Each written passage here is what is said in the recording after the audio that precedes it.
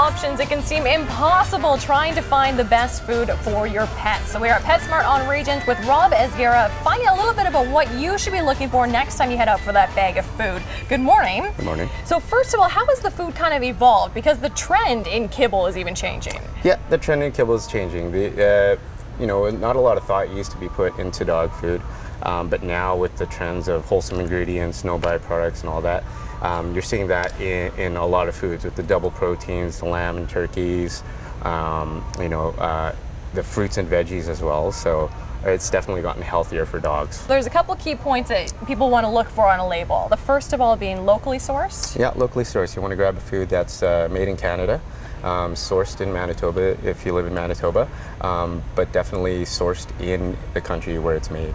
Okay, another point is look for something that's all natural. All natural is good. It helps with your dog's skin, coat, ears, nails, and teeth, everything, as well as at the other end as well. Okay, and high protein, that seems pretty basic. Yeah, high protein. Dogs tend to have a lot of energy. The higher protein, the more they burn, and the more energy they'll have with their exercise and walks.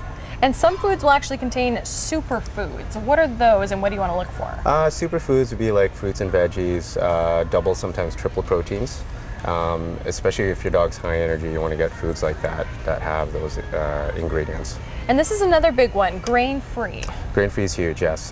Grain-free, dogs tend to have, animals in general tend to have difficulty digesting grains, but not all grains. Some grains are good, like rice and barley and that. So you'll see those ingredients in the good foods. It does help with digestion, but you don't want it as your first ingredient. Okay, so lots of great tips for how to look for dog food, but we can't leave the cats out either because a lot of this does apply for them as well. So let's head down to that aisle. Sounds good. So when it comes to cat food, what do pet owners want to be looking for? Well, it really depends on their cats. Cats tend to be a lot finickier than dogs. So they have different formulas for cats depending on your cat's, personality. Just like the dog food, they do have better ingredients nowadays with the wholesome ingredients and the double proteins.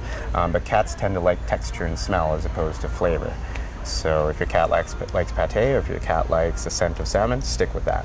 Okay, so how important is it though to choose a food that has all of these requirements and really is offering them the proper nutrition? It's so important for the overall health, definitely. Just their skin, their coat, just general health. It helps, just makes them a happier pet parent as well. And it can be very overwhelming when you're in these aisles and you're faced with all these decisions, but luckily there's people like you to help out. Exactly. Yeah, you just ask questions and we also ask you questions. We give you different options. It's really up to the pet parent's choice to feed with what they want to feed the pet.